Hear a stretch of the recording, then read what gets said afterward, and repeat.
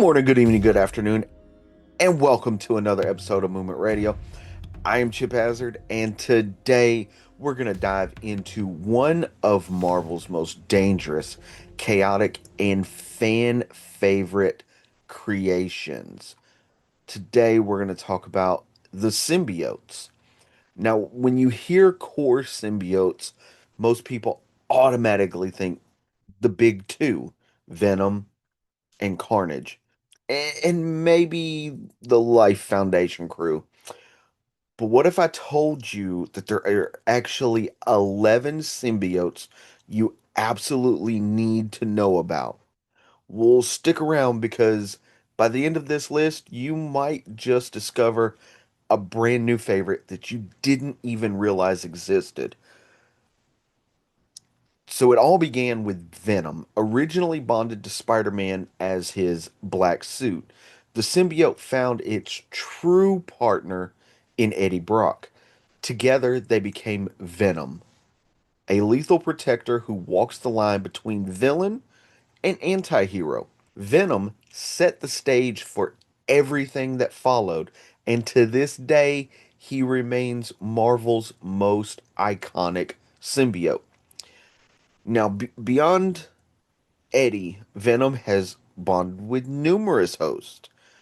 Mac Gargan, aka the Scorpion, Flash Thompson, he even temporarily bonded with Deadpool and Wolverine. Each bond changes the personality and power set just slightly, but Venom's core identity is always present, a blend of rage, power, and twisted justice. Then we have Carnage. So if Venom is chaos balanced by morality, Carnage is pure destruction. Spawned from Venom and bonded to serial killer Cletus Cassidy, Carnage is a nightmare with no conscience.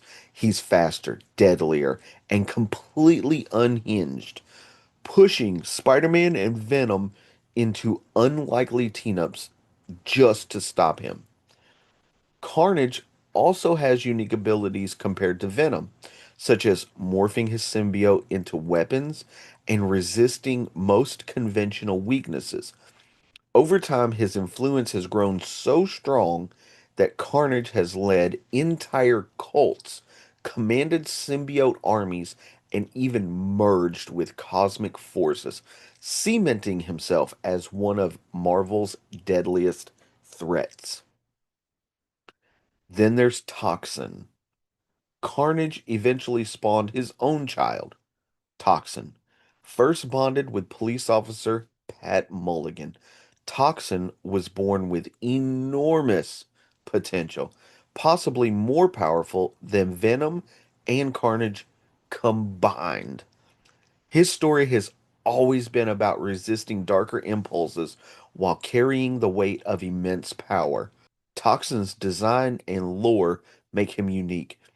His bright red and black appearance reflects his dangerous lineage, but his host's moral compass makes him a wild card.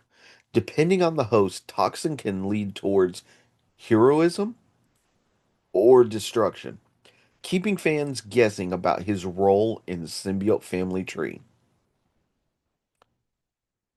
Then there's Anti-Venom. So after losing Venom, Eddie Brock was miraculously healed and born as Anti-Venom. This white symbiote has the power to cleanse toxins and even cure diseases, making him a unique outlier in symbiote lore. Instead of feeding on hosts, Anti-Venom purges corruption, giving Eddie a shot at redemption. Anti-Venom's healing powers don't stop with curing sickness. He's also deadly to other symbiotes. This makes him a living nightmare to Venom and Carnage, as his very touch can burn and destroy them. For Eddie, it represented a second chance to be a protector, not just a monster. Then there's Riot. one of the infamous Life Foundation symbiotes. Riot is often portrayed as the brute of the group, larger and more physically imposing than his siblings. Riot embodies raw strength and ferocity. While he doesn't get as much spotlight as Venom or Carnage, he's still a staple in the symbiote lineup. Riot has appeared across multiple forms of media, including the 2018 Venom movie, where he was the main antagonist. His savage fighting style and dominance over his siblings make him a formidable threat, even though he lacks the individuality and depth of characters like Venom or Carnage. Then there's Lasher, another Life Foundation creation. Lasher is known for his whip-like appendages that make him extremely dangerous in close combat. His unique abilities set him apart, and when combined with his siblings, Lasher becomes part of a collective force that's far deadlier than the sum of its parts. Lasher's green coloration also makes him visually distinct among the other symbiotes. Over time, he has appeared in various storylines, often as part of a larger symbiote conflict. While not always in the spotlight, Lasher represents the experimentation and weaponization of symbiotes in Marvel's universe. Then there's Phage. Phage is a sharp one, literally. His weapons tend to manifest as bladed and serrated constructs, making him a vicious close quarter fighter. Like his fellow Life Foundation symbiotes, Phage was designed to be a tool for control, but ended up being something far more volatile. Though less developed than Venom and Carnage, Phage's legacy lies in his sheer combat prowess. He's been part of Hybrid, the fusion of the Life Foundation symbiotes, and his brutal fighting style makes him one of the more feared members of the symbiote family. Then you have Agony. Breaking the mold of her brothers, Agony is the female member of the Life Foundation symbiotes. She's able to spit acid as a weapon, giving her an edge in versatility. Agony adds diversity to the symbiote family, both in design and power set, making her a standout among the Foundation's creations. Agony's acidic attacks make her especially lethal against other symbiotes, who are normally resistant to most physical harm. She has resurfaced multiple times in modern stories, proving that she's not just another background character, but one with deadly potential in the larger symbiote mythos. Then there's Scream. Of the Life Foundation symbiotes, Scream is the one who truly broke free and made her mark in Marvel history. Bonded to Donna Diego, Scream became more than just a background character. She developed her own mythos, even serving as an ally and foe to Venom. Fans often rank her as the most recognizable after Carnage. Scream's legacy continued even after Donna's death, when other hosts took on the mantle. She represents the most independent and enduring of the Life Foundation creations, and her striking yellow and red design has made her a fan favorite. Then there's Sleeper, the eighth spawn of Venom. Sleeper is one of the most unique symbiotes to date. Unlike his siblings, Sleeper developed a calm, calculating personality, leaning toward stealth rather than raw aggression.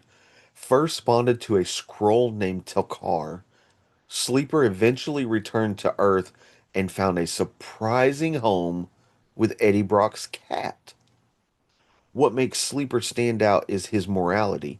He's less about chaos and more about strategy, even serving as a spy and protector when necessary. His sleek green and black design reinforces his stealthy nature, making him a fascinating addition to the symbiote family tree and a true outlier among Venom's offspring. And last, but definitely not least, is Scorn.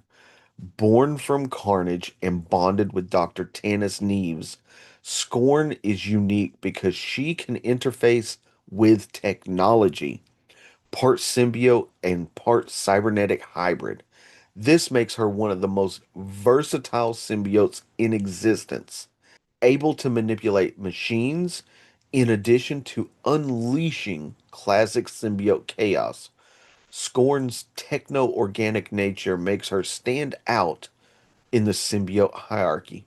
While others rely on brute strength or raw savagery, Scorn represents evolution, blending biology with technology in a way that could completely redefine what symbiotes are capable of. And that wraps up the core symbiotes you need to know about, from Venom and Carnage to more underrated ones like Sleeper and Scorn. Each symbiote has added something new to the mythology, from pure chaos to unexpected redemption. So here's the question. Which which of these is your favorite? And which one do you think is the deadliest of them all? Let me know in the comments below. And if you enjoyed this breakdown, hit that like button, share it with your fellow comic fans, and don't forget to subscribe so that you never miss another episode. Thank you again for all the love and support you've been showing the channel. It truly, truly means the world to me. Until next time, I am Chip Hazard. This is Movement Radio. Keep nerding out. Peace.